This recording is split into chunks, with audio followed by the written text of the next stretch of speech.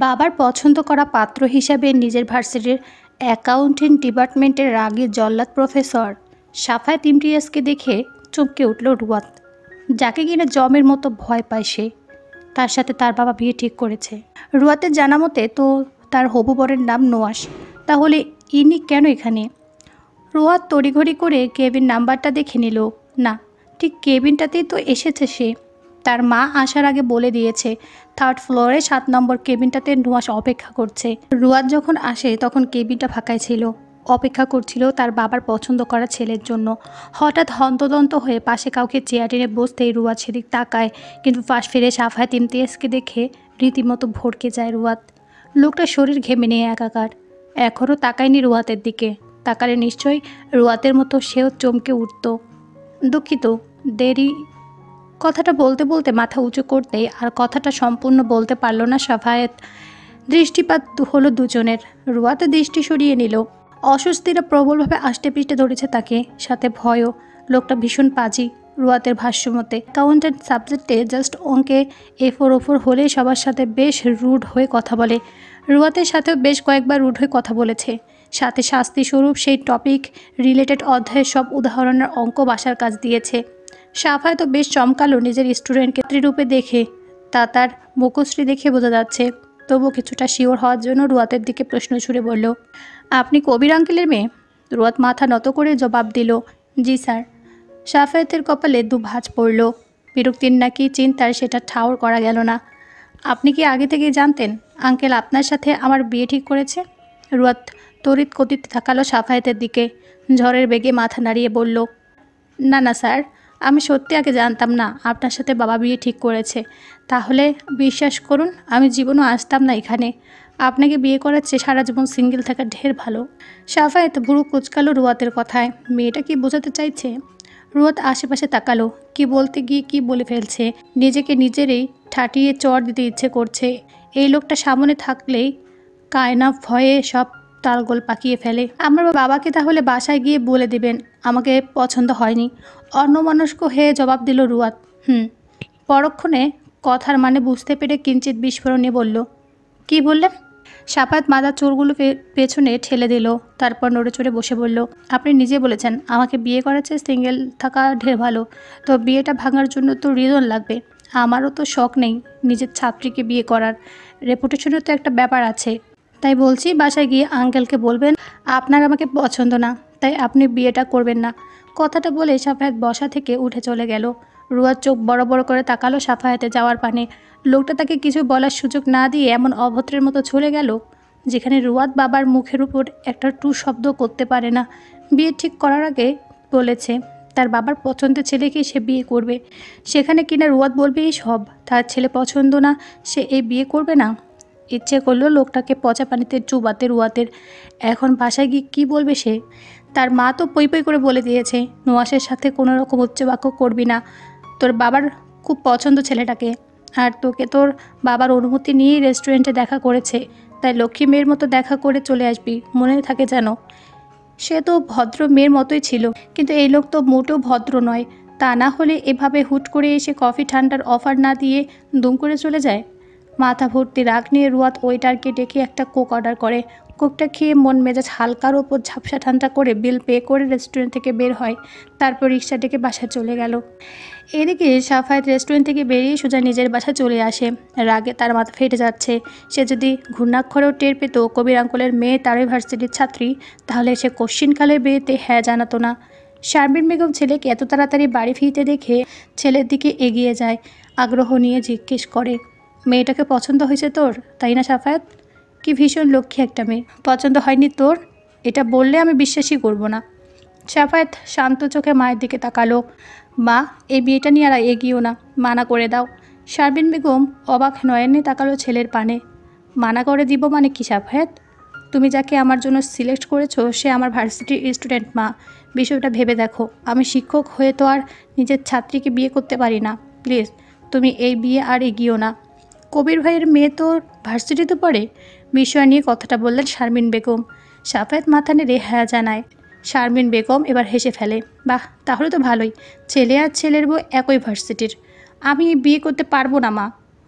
কেন, কি হয়েছে, সমস্যা কী তোর? সমস্যা একটাই, ও আমার স্টুডেন্ট। আমি আমার স্টুডেন্টকে বিয়ে করে নিজের রেপুটেশন নষ্ট করতে পারবো না।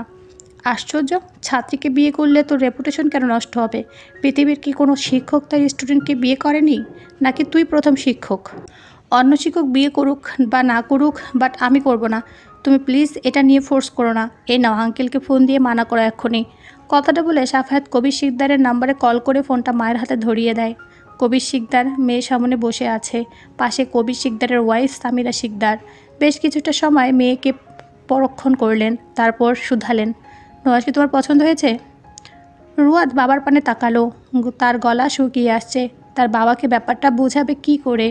অতঃপর লম্বা একটা শ্বাস টেনে রুয়াদ কিছু বলার জন্য উদ্যত হতেই কবির শিকদারের ফোনে কল আসে। কবির শিকদার ফোনের দিকে তাকায়, নোয়াসের নম্বর দেখে মুচকি হাসে। ফোন রিসিভ করে কানে নিয়ে বলে, হ্যাঁ নোয়াস বলো। ফোনের উপাস থেকে ভেসে আসলো, ভাই আমি নোয়াস না, নোয়াসের মা বলছি।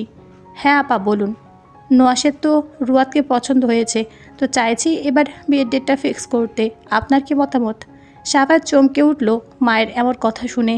সে তো বিয়েটা ভাঙার জন্য ফোন দিতে বলেছে, আর তার মা তার সাথে মির্জাফরগিরি করে বিয়ের ডেট ফিক্স করার কথা বলছে। সাফায়াত ফোনটা তার হাতে দিতে বলল ইশারায়। শারমিন বেগম রাগী চেহারা নিয়ে ছেলেকে শাসালো, আমার আর কি মতামত থাকবে আপা? আপনারা একটা দিনক্ষণ দেখে আসুন, তারপর না হয় বিয়ের ডেট ফিক্স করা যাবে। আচ্ছা বেশ, আমি আর সাফায়াত তাহলে বৃহস্পতিবার আসছি। আজ তো সোমবার, ঠিক আছে। শারমিন বেগম ফোন কেটে ছেলের হাতে ধরিয়ে দিলেন। সাফায়াত রাগী কণ্ঠে বলল, এটা কি করলে তুমি? আমাকে আমি বিয়ে নিয়ে এগোতে মানা করেছি, আর তুমি বিয়ের ডেট ফিক্স করার জন্য এগোচ্ছ? শারমিন বেগম এবার কণ্ঠে রাগী ভাব এনে বলল, মেয়েটা দেখতে অসুন্দর, কালো, হাঁটতে পারে না, কানা, ল্যাংড়া, কোনটা বল? কোনোটাই না, দেখতে যথেষ্ট সুন্দরী।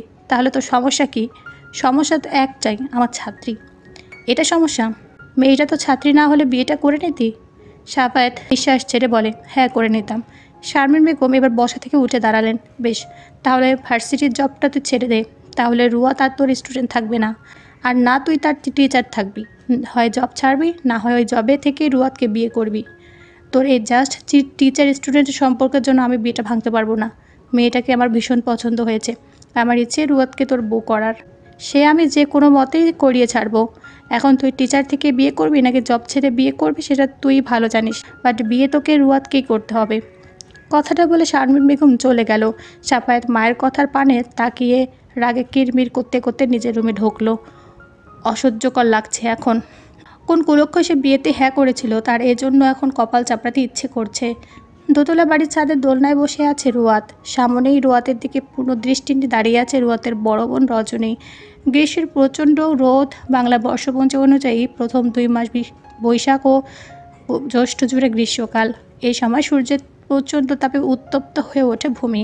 এই প্রচণ্ড রোদে রুয়াতকে ঠায় দোলায় বসে থাকতে দেখে এবার অনেকটাই বিরক্ত নিয়ে রজনী শুধালো, আর কতক্ষণ এভাবে বসে থাকবি রোদ?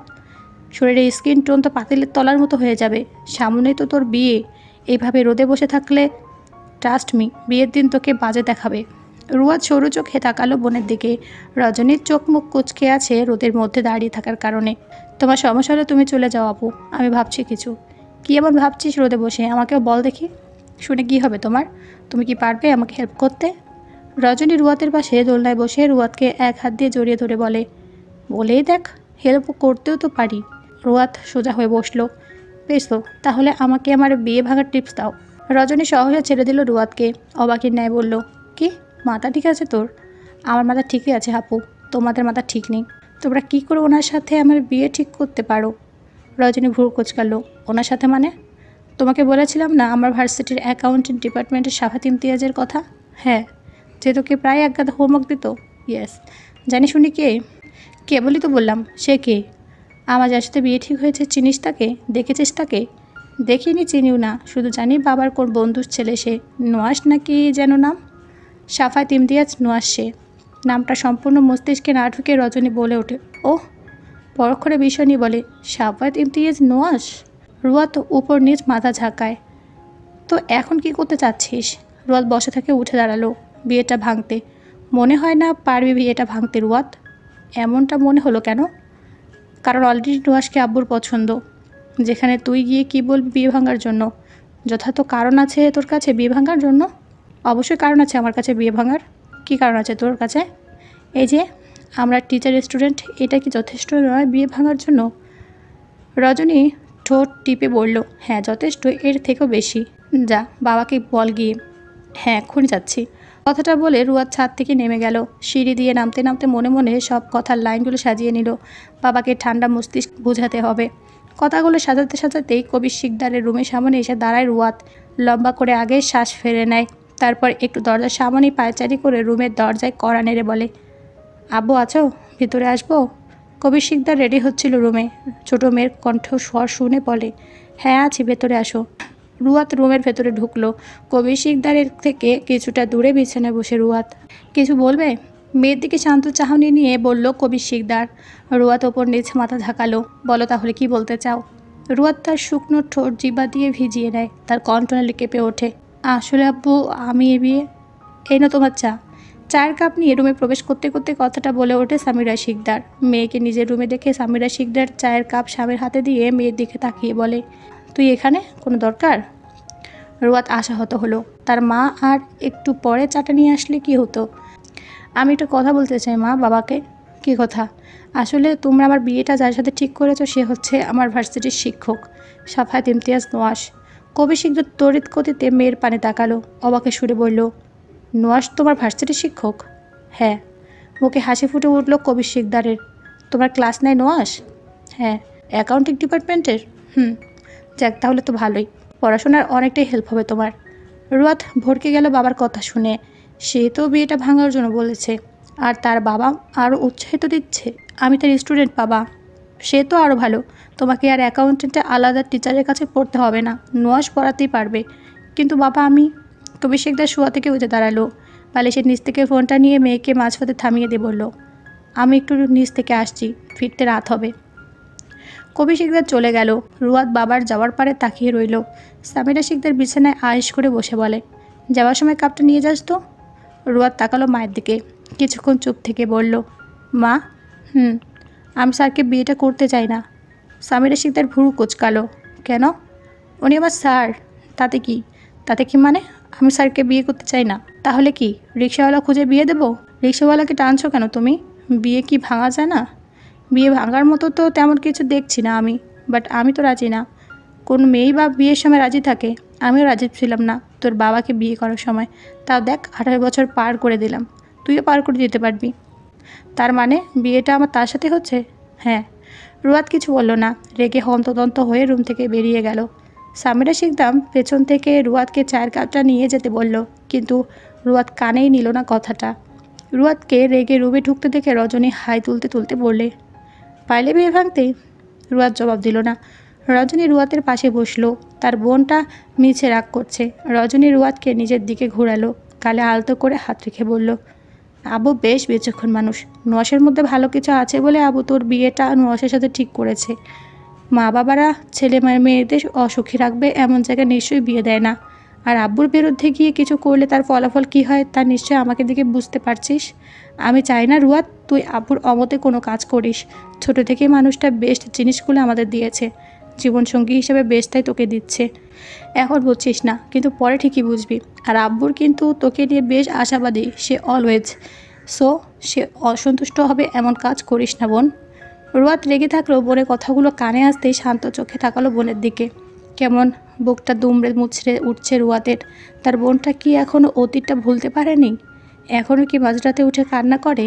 আলাদা রুম হওয়ায় এখন আর বোনের কান্নার সঙ্গী হতে পারে না রুয়াদ। রজনীর গালে আলতো করে হাত রাখে রুয়াদ। রজনীর চোখ কেমন ছলছল করছে। রুয়াদ জড়িয়ে ধরল বোনকে। আমি বিয়েটা করব আপু, হ্যাঁ বিয়েটা করব। বাবার অমতে যাব না, তোমার সব কথা শুনবো। রজনীর চোখ দিয়ে টুপ করে অশ্রু গড়িয়ে পড়ল। রুয়াদ দেখার আগে সেটা সন্তর্পণে মুছে ফেলল। মেয়েটা বড্ড ভালোবাসে রজনীকে, চোখের জলটুকু দেখলে তার চোখ দিয়েও অশ্রু গড়াবে। রজনী রুয়াদের থেকে নিজেকে ছাড়িয়ে হাসার চেষ্টা করে বলে, গোসল করে ফ্রেশ হয়ে আয়, দুপুরের খাবার খেতে হবে তো নাকি? রুয়াদ বোনের দিকে নিষ্পলক তাকিয়ে থেকে আলমারি থেকে ড্রেস নিয়ে ওয়াশরুমে চলে যায়। রজনী লম্বা শ্বাস ফেলে। চাইলেও কিছু অতীত একেবারে নিঃশেষ করে মুছে ফেলা যায় না স্মৃতি থেকে। অতঃপর বসা থেকে উঠে খাবার আনতে চলে যায়। বিকেলে ভার্সিটি থেকে বাসায় ফেরে সাফায়াত। বসার ঘরে বসে গলা ছেড়ে এক গ্লাস ঠান্ডা পানি চায়। সাফাতের ছোট বোন সঞ্চিতা ঠান্ডা পানি এনে ভাইয়ের হাতে ধরিয়ে দেয়। সাফাত ভ্রু কুচকালো বোনকে পানি দিতে দেখে। নিত্যদিন তার মা দিয়ে থাকে, যেদিন সে বাসায় থাকে না সেদিন ছোট বোন দেয়। তার মানে তার মা বাসায় নেই? মা বাসায় নেই? সঞ্চিতা সবাই বসতে বসতে বলে। না, আম্মু বের হয়েছে। কোথায় গেছে? স্বর্ণের দোকানে গয়না আনতে। কিসের গয়না? ও মা, ভুলে গেলে? তোমার না সামনে বিয়ে ভাইয়া, ভাবির জন্য গয়না আনতে গেছে। সাফায়েত অর্ধেক পানি খেয়ে আর খেতে পারলো না। বিয়ের ডেট ফিক্স হলো না, আর তার মা এমন একটা তোড়জোড় শুরু করেছে, মনে হচ্ছে বিয়ে কালকে হতে যাচ্ছে। সাদমান কোথায়? সাদমান ভাইয়া তো আম্মুকে নিয়ে গেছে। হতচ্ছাড়াটা নিশ্চয়ই উস্কিয়ে দিয়েছে আম্মুকে। তা আর বলতে, মনে হচ্ছে বিয়েটা তোমার না ওর। আসুক আজ বাসায়, ঝেঁটিয়ে আমেরিকায় ফেরত পাঠাবো। সে চিন্তা মাথা থেকে ঝেড়ে ফেলে দাও ভাইয়া। সাদমান ভাই 1 বছরের আগে আর যাচ্ছে না আমেরিকা। খালাকে ফোন দিয়ে এটাই বলেছে। সাফাত কিছু বলল না। কলিং বেল বাজতেই দরজার দিকে তাকালো। সঞ্চিতা বসা থেকে উঠে দরজা খুলে দিল। সাফায়েতের মা আর সাদমান এসেছে, হাতে তাদের শপিং ব্যাগ। শারমিন বেগম ভেতরে ঢুকে সোফায় গা এলিয়ে দেয়। যা গরম পড়েছে, বাইরে ঘেমে নেই একাকার।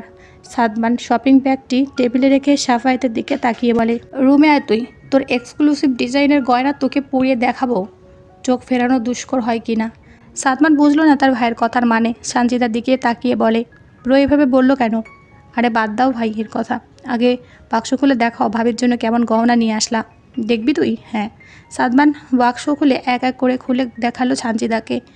সঞ্চিতা গয়নাগুলো দেখলো, সত্যি অসম্ভব সুন্দর গহনার কারুকাজ। শারমিন বেগম বসা থেকে উঠে নিজের রুমে গেল। ওয়াশরুমে ঢুকে ফ্রেশ হয়ে ছেলের রুমে ঢোকে। সাফায়েত নিজের রুমে ল্যাপটপে বসে কাজ করছিল। শারমিন বেগমকে সামনে দাঁড়াতে দেখে ল্যাপটপে মুখ রেখেই বলে, যা বলতে এসেছো বলে ফেলো। শারমিন বেগম ছেলের পাশে বসলো। কাল যাচ্ছি রুয়াদের বাসায় ডেট ফিক্সড করতে। ভার্সিটি থেকে তাড়াতাড়ি দুপুরে ফিরিস। ক্লাস শেষ হলেই ফিরে আসবো। বললাম আগে ফিরতে, আর বলছিস ক্লাস শেষ হলেই ফিরবি? আচ্ছা, চেষ্টা করব। রুয়াদ কি আজ ভার্সিটিতে এসেছিল? কথা হয়েছে তোদের? সাফায়েত ল্যাপটপটা বন্ধ করলো, তপ্ত শ্বাস ফেলে বলল, রুয়াদ ভার্সিটি এসেছিল কি না জানি না, আজ ওদের ক্লাস ছিল না আমার। ফোন দিয়ে কথা বল একটু। ফোন দিয়ে কি কথা বলবো? আশ্চর্য, বিয়ে তোদের, আগে থেকে কথা বলে কমফোর্ট হয়ে নিবি না? নাম্বার নেই? আশ্চর্য, আমার কাছে চা নম্বর। সাফায়েত ফোন এগিয়ে দিল। শারমিন বেগম সাফায়েতের ফোনে রুয়াতের নাম্বার সেভ করে দিল। তারপর ফোনটা সাফায়েতের হাতে ধরিয়ে দিয়ে চলে গেল। ঠিক সন্ধ্যাবেলা, আশেপাশে আধার নেমে এসেছে। রাস্তার পাশে থাকা কৃত্রিম আলোগুলো জ্বলে উঠেছে। রাস্তার ল্যাম্পপোস্টের আলোর দিকে নিমেষ চেয়ে আছে দুজোড়া চোখ। বেলকনির চেয়ারে বসে আছে রজনী, রুয়াত। সামনের টেবিলে আছে স্ন্যাক্স। রুয়াত স্ন্যাক্স নিচ্ছে আর খাচ্ছে। দুজনের মুখে কোনো কথা নেই। নীরবতা ছেয়ে আছে পুরো বেলকনি জুড়ে। নীরবতার ছেদ হলো ফোনের আওয়াজে। রুয়াতের ফোন বেজে উঠেছে। রুয়াত ভ্রু কুচকালো। ফোনের স্ক্রিনে তাকিয়ে দেখলো অচেনা নম্বর। রুয়াত কেটে দিল। রুয়াতের ফোন কেটে দেওয়া দেখে রজনী বলে ওঠে, কেটে দিলি কেন ফোন? রুয়াত স্ন্যাক্স মুখে নিতে নিতে বলে, অচেনা নম্বর, সেজন্য। দরকারিও তো হতে পারে, দরকারি হলে আবার ফোন দিবে। এদিকে সাদমান কান থেকে ফোনটা নামালো। ভ্রু কুচকে সাফায়েতের দিকে তাকে আশ্চর্য হয়ে বলল, ব্রো ফোন কেটে দিল ভাবি? তাতে আমি কি করব? সাদমান সাফায়েতের দিকে এগিয়ে এসে বিছানায় বসে বলে, তুমি কি করবে মানে? তোমার ফোন ধরেনি বুঝতে পারছো? আমি কি প্রাইম মিনিস্টার যে আমার ফোন ধরতেই হবে? প্রাইম মিনিস্টার না ঠিকই, তবে লাইফ মিনিস্টার তো তুমি তার। আমার মনে হয় কি জানো? কি? ভাবি মনে হয় বুঝে ফেলেছে ফোনটা তুমি না তার দেবর করেছে, সেজন্য কেটে দিয়েছে। তাহলে আর প্লিজ বেলেহাজার মতো ফোন দিস না অন্যের বউকে। সাদমান সহজা বসা থেকে উঠে দাঁড়ালো। অসহায়ের সহিত বলল, আজ একটা বউ নেই বলে এভাবে অপমান করলে ব্রো? একদিন আমারও বউ হবে, দেখে নিও। আচ্ছা এখন যা নিজের রুমে, আর আমাকে ঘুমাতে দে। ভাবিকে ফোন দাও। দিবনি, আমার সামনেই দাও, দেখি ধরে কি না তোমার ফোন। সাফাত কিছু একটা মনে করে ফোন দিল রুয়াতের নম্বরে। রুয়াত ফের একই নম্বর থেকে ফোন আসায় কিয়ৎক্ষণ তাকিয়ে রইল ফোনের দিকে। রজনী রুয়াতের বাহুতে ধাক্কা দিয়ে বলল, রিসিভ কর। রুয়াত ফোনটা রিসিভ করে হ্যালো বলল। সাদমান হতবাক হয়ে তাকিয়ে রইল সাফায়েতের দিকে। ফিসফিস করে বলে উঠল, দিলে টান আছে দেখছি তোমাদের ব্রো। তুমি ফোন দিলে আর অমনি রিসিভ হলো। কথা বলো, আমি আসছি তাহলে। সাদমান রুম থেকে বেরিয়ে গেল। সাফায়েত ফোনটা নিয়ে বেলকনিতে চলে আসলো। বেলকনির রেলিংয়ে বা হাত দিয়ে বলে, হ্যালো। ওপাশ থেকে রুয়াত বলল, কে আপনি ভাই? নম্বরটা তো চেনা লাগছে না আমার। সাফায়েত ভ্রু কুচকালো ভাই বলাতে। আমি তোমার ভাই নই, ইডিয়েট। তাহলে কে? হবু স্বামী। রুয়াদ কান থেকে ফোনটা নামালো, মুখের সামনে ধরে নম্বরটা আরেকবার দেখে নিল। আমার নম্বর কই পেলেন? খুব কঠিন কাজ নয় নিশ্চয় তোমার ফোন নাম্বার পাওয়াটা। তা অবশ্যই ঠিক। তা কোনো দরকারে ফোন দিয়েছেন? হ্যাঁ। তুমি তোমার বাবাকে বলেছো যে তুমি আমাকে বিয়ে করতে রাজি না সেটা? বলতে পারলে নিশ্চয়ই এতক্ষণে জেনে ফেলতেন বিয়েটা ভেঙে গেছে। বলতে পারোনি কেন ইডিয়েট? আশ্চর্য, ইডিয়েট বলছেন কেন আমাকে? আর আমার ঠেকানা কি বলার? আপনি নিজেও বিয়েতে রাজি না, আপনি গিয়ে বলেন বিয়ে ভাঙার কথা। আপনার তো আবার স্টুডেন্ট বিয়ে করলে রেপুটেশন খারাপ হবে। তুমি নিজে রাজি না, তাতে কি? সব মেয়েরাই তো বিয়ের আগে রাজি থাকে না, বিয়ের পর ঠিকই রাজি হয়ে যায়। আমার ব্যাপারটাও ধরে নিন স্যাম, আপত্তি নেই আমার বিয়েতে। আপনার থেকে থাকলে প্লিজ বিয়েটা ভেঙে দিয়েন, এখন রাখি। রুয়াদ শাহাফাতের মুখের উপর ফোনটা কেটে দিল। রজনী হতবিহ্বল হয়ে তাকালো রুয়াতের দিকে। এভাবে মুখের উপর কেউ ফোন কেটে দেয়? আমি দিই। এত সাহস পেলি কি করে? তুই না তাকে জমের মতো ভয় পাস? রুয়াদ চোখ ছোট ছোট করে তাকিয়ে 32 পাটি বের করে হেসে বলে, ওটা সামনাসামনি আর ক্লাসেই। এমনি ফোনের ভেতরে আমি তার 14 গোষ্ঠী উদ্ধার করে দিতে পারবো। আমি ফোনের ভেতরে বেশ অনেকটা সাহসী ব্রেভ গার্ল। এদিকে সাফায়াত ফোনের দিকে শক্ত মুখ করে তাকিয়ে আছে। কত বড় সাহস তার মুখের ওপর ফোন কেটে দেয়। তার সাথে কি সে প্রেমের আলাপ করার জন্য ফোন দিয়েছিল? না, সাফায়াত ইমতিয়াজ নোয়াস এই মেয়েকে দেখে নেবে, ভার্সিটি, বাসা, রুমে, বাহিরের সব জায়গায় অতিষ্ঠ করে ছাড়বে। সকালে কোনো রকম ব্রেকফাস্ট করেই 9টার মধ্যে বাসা থেকে বের হয় রুয়াত। বাসা থেকে বের হয়ে সোজা বাসে ওঠে, গন্তব্য তার ভার্সিটি। চারদিকে গরমের তীব্র উষ্ণতা। এই তীব্র গরমে মানব জীবনের অবস্থা খুব শোচনীয়। পাক্কা 30 মিনিট বাসে থেকে ভার্সিটির সামনে আসতেই রুয়াত গাড়ি থেকে নেমে পড়ে। ব্যাগ থেকে ছাতা বের করে সেটা ফুটিয়ে হাঁটা ধরলো। 5 মিনিট হেঁটে গেলেই সামনে ভার্সিটি। এই 5 মিনিট রাস্তা হেঁটে যেতে রুয়াতের গলা শুকিয়ে আসে। ব্যাগ থেকে ওয়াটার বোতল বের করে গলাটাকে ভিজিয়ে নেয়। বাসা থেকে বের হওয়ার আগে সামিরা শিকদার বলে দিয়েছে মেয়েকে তাড়াতাড়ি বাসায় ফিরতে, কারণ আজ সাফায়াত ও তার মা আসবে বিয়ের ডেট ফিক্স করতে। রুয়াত বাধ্যমের মতো বলে দিয়েছে তাড়াতাড়ি ফিরবে। ভার্সিটি এসে রুয়াত নিজের ক্লাসে চলে যায়। আজ 3rd পিরিয়ডে সাফায়াতের ক্লাস আছে রুয়াতদের। সাফায়াত নিজের ডিপার্টমেন্টের অফিস কক্ষে বসে আছে। সবাই একটা ক্লাস নিয়ে এসেছে। এই 2nd পিরিয়ডে তার কোনো ক্লাস নেই, সেজন্য কক্ষে বসে রেস্ট নিচ্ছে। সাফায়াত বাসা থেকে বের হওয়ার আগে তার মাকে বলে এসেছে সে ভার্সিটি থেকে সোজা রুয়াদের বাসায় যাবে, তারা যেন তার জন্য অপেক্ষা না করে। 3rd ক্লাসের বেল বাজাতেই সাফায়াত বসা থেকে উঠে দাঁড়িয়ে 216 নম্বর শ্রেণীকক্ষের দিকে হাঁটা দেয়। রুয়াত আজ বসেছে একেবারে লাস্ট বেঞ্চে, যাতে সাফায়াতের নজরে না পড়ে সেজন্য। সাফায়াত ক্লাসে ঢুকে সর্বপ্রথম রুয়াতকে খুঁজতে থাকে। ফার্স্ট বেঞ্চ থেকেই খোঁজাখুঁজি শুরু করে আর লাস্ট বেঞ্চে গিয়ে চোখ থেমে যায়। রুয়াত লাস্ট বেঞ্চের একেবারেই শেষ প্রান্তে বসেছে, বারবার হাত দিয়ে মুখ ঢাকার বৃথার চেষ্টা করছে। সাফায়াত ঠোঁট কামড়ে ধরলো, তারপর হোয়াইট বোর্ডের সামনে গিয়ে মার্কার দিয়ে অঙ্ক তুলতে শুরু করলো। সাফায়াত আজ লেনদেন চ্যাপ্টারের সমীকরণের ওপর প্রভাব দেখানোর অঙ্ক করছে। অঙ্কটার জন্য ছকবোর্ডে এঁকে পেছনে ফিরে সামনের টেবিলের ওপর বইয়ের দিকে তাকিয়ে বলে, অনুক্রয়ের জন্য ফরমাইশ পাওয়া গেল। এটা কি এই ছকে আসবে? মিস রুয়াত, আপনি বলুন। রুয়াত হক চুকিয়ে গেল, তার পাশে তাকিয়ে সাফায়াতের দিকে তাকালো। সাফায়াত রুয়াতকে এখনও রাতে না দেখে গম্ভীর কণ্ঠে বলল, মিস রুয়াত, এদিকে ওদিকে না তাকিয়ে দাঁড়িয়ে বলুন। রুয়াত দাঁড়ালো, কলমের মাথা দিয়ে বেরেন্সে দেখাতে দেখাতে বলে, এটা তো স্যার কোনো লেনদেনই না, তাহলে এখানে আসবে কেন? লেনদেন না কেন? কারণ স্যার আমরা লেনদেন তাকেই বলতে পারি যখন সেটাকে টাকার পরিমাপ করা যায়। এখানে ফরমাইশ পেয়েছে কিন্তু টাকা পাওয়া যায়নি, সেজন্য এটা লেনদেন নয়। Sit down. রুয়াত হাফ ছেড়ে বসলো। সাফায়াত বোর্ডে অঙ্ক করালো, অর্ধেক করিয়েই আবার পেছন ফিরিয়ে স্টুডেন্টের উদ্দেশ্যে বলে, এতটুকু সবাই বুঝেছেন? সবাই মাথা ঝাঁকালো। সাফায়াত বাকি অর্ধেকটা খাতায় করতে বলল সবাইকে। রুয়াত ব্যাগ থেকে খাতা বের করে পুরো অঙ্কটা করে নিল। সাফায়াত মাঝখান দিয়ে এপাশ ওপাশ করে হেঁটে হেঁটে দেখছে। রুয়াত দাঁড়িয়ে খাতাটা বাড়িয়ে দিয়ে বলে, স্যার অঙ্কটা। সাফায়াত রুয়াতের খাতায় থাকা অঙ্কটার চোখ বুলালো, ঠিকই আছে, তবে হাতে নিয়ে দেখল না। হেঁটে নিচের জায়গায় চলে গেল। রুয়াত হতভম্ব হয়ে দাঁড়িয়ে সাফায়াতের দিকে তাকিয়ে রইল। আরও কয়েকজন স্টুডেন্ট সাফায়াতকে অঙ্কটা দেখানোর জন্য খাতা বাড়িয়ে দিল। সাফায়াত 3 থেকে 4 জনের খাতা দেখলো, তারপর পেছন ফিরে হোয়াইট বোর্ড ডাস্টার দিয়ে পরিষ্কার করে নেবে এমন সময় ছাত্রলীগের কয়েকজন ছেলে দরজার সামনে দাঁড়িয়ে বলে, আসতে পারি স্যার? সাফায়াত ঘাড় বেঁকিয়ে তাকালো, কি চাই? ছাত্রলীগের মধ্যে থাকা নেহাল নামের ছেলেটা শার্টের কলার পেছন ঠেলে বলে, স্যার মিছিলে নামতে হবে, তাই ছেলেগুলোকে চাই, আপনি ছেলেগুলোকে ছেড়ে দিন। সাফায়াত হাত ঘড়িতে সময় দেখলো, এখনও 10 মিনিট বাকি আছে। 10 মিনিটস পর ছেড়ে দিচ্ছি, এখন আসতে পারো। স্যার লাগবেই এখনই, 10 মিনিটস পর ওদের দিক কী করব? ভাইস প্রিন্সিপালের হুকুম আছে ওদেরকে ছেড়ে দেওয়ার জন্য, সো কুইকলি ছেড়ে দিন। আর অন্যান্য ক্লাসের টিচাররা ছেড়ে দিয়েছে স্টুডেন্ট, আপনি কেন ছাড়ছেন না? সাফায়াত এগিয়ে আসলো, ছেলেগুলোর দিকে তাকিয়ে গম্ভীর মুখে বলল, আমি কি বলেছি কথাটা কানে যায়নি তোমার? আমার ক্লাস শেষ হবে, আমি ক্লাস থেকে বের হব, তারপর নিয়ে যাবে। আর অন্যান্য টিচারের সাথে মোটেও আমায় কম্পেয়ার করবে না। তারা ছেড়ে দিয়েছে, বাট আমি ছাড়বো না। এখন এসো। ছেলেগুলো চলে গেল। দলনেতা রোহানের কাছে গিয়ে বলল, সাফায়াত নামের টিচারটা ছেলেদের ছাড়ছে না। রোহান ভ্রু কুঁচকালো। প্রায় এই শিক্ষকের নাম শুনেছে সে, কিন্তু সামনাসামনি এখনও দেখেনি। ক্লাসেই তো বছরে করে দু একটা, না দেখাটাই স্বাভাবিক। রোহান মাঠ থেকে ক্লাসের দিকে গেল, যেখানে সাফায়াত আছে। আসসালামু আলাইকুম স্যার, শুনলাম আপনি ছেলেদের ছাড়তে রাজি হচ্ছেন না।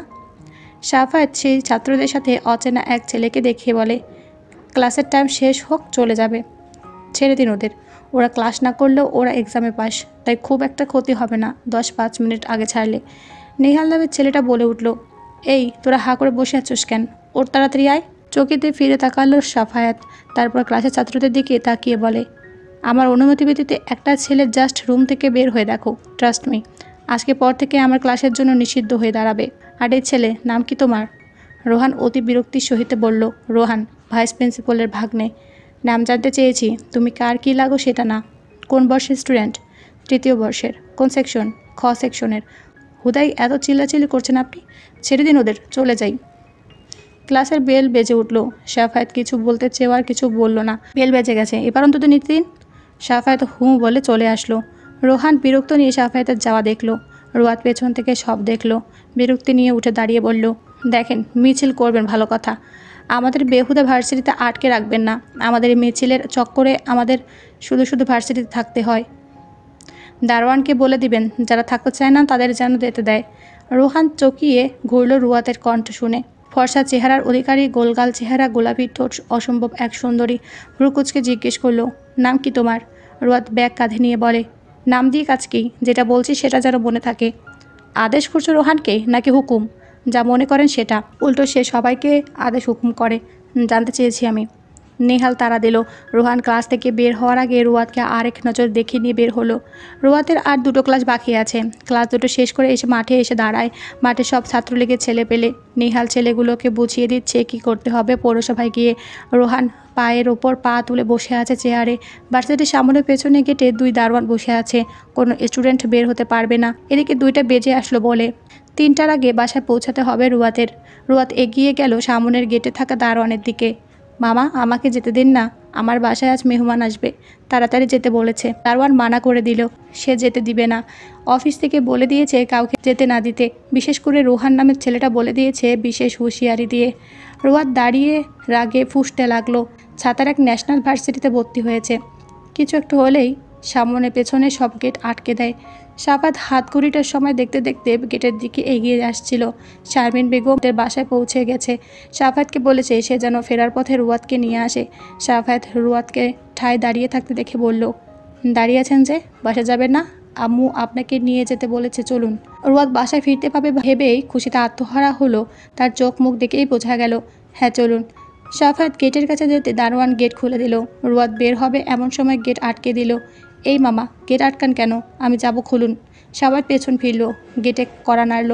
দারোয়ান গেট খুলল। ওনাকে আসতে দিন। দারোয়ান মেকি হেসে বলল, স্টুডেন্টদের যাইতে দিতে মানা করছে স্যার, ওনারে আমি কেমনে যেতে দিই? ওনার দেহাদেহি তো সকলে যাইতে চাইব, শুধু শুধু কেন ওদের আটকিয়ে রাখেনি ভাবে? ওনাকে আসতে দিন, ওনার বাসায় আজ অনুষ্ঠান আছে। আমাদের এই মিছিল টিচিলের জন্য নিশ্চয়ই তার বাসায় প্রোগ্রাম মিস দেবে না। দারোয়ান রুয়াতকে যেতে দিল। রুয়াত গেট থেকে বের হয়ে প্রাণ খুলে নিঃশ্বাস নেয়। ধন্যবাদ স্যার। সাফায়াত রিক্সা ডাক দিল। রিক্সা আসতে রুয়াতকে ইশারা করলো উঠে বসতে। রুয়াত উঠে বসলো। সাফায়াত নিজেও এবার রুয়াতের পাশে বসলো। রুয়াত চেপে গেল সাইডে। সাফায়াতের দৃষ্টি আঁকাবাঁকা উঁচু নিচু রাস্তার দিকে রেখে বলে, উঁচু নিচু রাস্তা, বেশি সরে বসলে পড়ে যাওয়ার সম্ভাবনা আছে। রুয়াত হেসে বলে, না না না, পড়ব না। কথাটা শেষ করতে না করতে রিক্সা ঝাঁকুনিতে সামনের দিকে ঝুঁকে পড়ে যেতে নিলে সাফায়াত ধরে ফেলে। রুয়াত লজ্জা পেল, এক্ষুনি তো পড়ে যেতে। রুয়াত জড়াসড়া হয়ে বসলো। লোকটা এক সময় তুমি আবার আরেক সময় আপনি করে বলে, মাথা স্ক্রু ঢিলে নাকি? এদিকে রোহানের কানে খবর পৌঁছে গেছে রুয়াত নামের মেয়েটা চলে গেছে বাসায়। রুয়াতের ক্লাসের ছেলেগুলোর থেকে রুয়াতের নামটা জেনেছে রোহান। যখন শুনলো ওই সাফায়াত নামের টিচার রুয়াতকে নিয়ে গেছে, তখন রাগে কিরমির করে উঠল। কিসের বালের মিছিল? ইচ্ছে করলো মিছিলে আগুন ধরিয়ে দিতে। রুয়াদকে কেন ওই টিচার নিয়ে যাবে? 2-4টা বকা দিল রুয়ান সাফায়েতকে মনে মনে। রুয়াদ আর সাফায়েত দুজনে একসাথে শিকদার বাড়িতে আসে। ড্রয়িং রুমে বসেছিল শামীমা বেগম আর সানজিদা। সাফায়েত গিয়ে বসলো মায়ের পাশে। সাদমান আসেনি? শারমিন বেগম জবাব দিল, না, কই যেন গেছে উড়নচটি বাদরটা। রজনী রুমে বসে অপেক্ষা করছিল রুয়াতের জন্য। রুয়াতকে রুমে আসতে দেখে হাতে থাকা সালোয়ার কামিজটা রুয়াতের হাতে ধরিয়ে দিয়ে বলে, একেবারে গোসল সেরে জামাটা পরতে। রুয়াত বিছানায় গা এলিয়ে দিল। শরীর তার ভীষণ ক্লান্ত। রজনী রুয়াতকে টেনে উঠালো, উঠে ওয়াশরুমে ঢুকালো। রুয়াতের চুলগুলো হেয়ার ড্রায়ার দিয়ে শুকিয়ে মুখে হালকা পাউডার লাগিয়ে দেয়। তারপর মায়ের ফোন দিয়ে বলে রুয়াতকে নিয়ে যেতে। রুয়াত বোনের দিকে তাকিয়ে বলে, তুমি যাবে না আমার সাথে? না। আশ্চর্য, যাবে না কেন? কেন যাব না এটা খুব ভালো করে জানিস। জোর করবি না একদম। আমি চাই না আজকের মতো আনন্দের একটা দিনে অশান্তি হোক। রুয়াত কিছু বলল, কিন্তু সামিরা শিকদার চলে আসায় আর কিছু বলল না। সামিরা শিকদার মেয়েকে নিয়ে চলে গেল। শারমিন বেগম আর সাফায়েতের সাথে কথা বলছে কবির শিকদার। রুয়াতকে শারমিন বেগমের সামনে বসানো হয়। শারমিন শিকদার ব্যাগে থেকে আংটি বের করে সাফায়েতের হাতে ধরিয়ে দিয়ে বলে পরিয়ে দিতে রুয়াতের হাতে। সাফায়েত আংটিটা নিয়ে হাত বাড়ায় রুয়াতের হাতটা হাতে নেওয়ার জন্য। রুয়াত বাড়িয়ে দেয়। সাফায়েত রুয়াতের হাত ধরে অনামিকা আঙ্গুলে আংটিটা পরিয়ে দেয়। কেমন একটা অদ্ভুত শিহরণ বয়ে গেল মেরুদণ্ড বেয়ে। সাফায়েত হাতটা ছাড়াতেই রুয়াত তড়িৎ গতিতে হাতটা সরিয়ে নিয়ে আসে। কবির শিকদার আর শারমিন বেগম আলোচনা করে 1 সপ্তাহ পরে বিয়ের ডেট ফিক্স করলো। আজ বৃহস্পতিবার, আগামী শুক্রবারের পরে শুক্রবার বিয়ে। খুব ঘরোয়াভাবে বিয়েটা হবে। রজনী দরজার আড়াল থেকে বোনের বিয়ের ডেট ফিক্স হওয়ার কথা শুনে খুশি হলো। তার নিজের জীবনে সুখরা ধরা না দেখ, কিন্তু বোনের জীবন যেন পৃথিবীর সমস্ত সুখ এসে ধরা দেয়।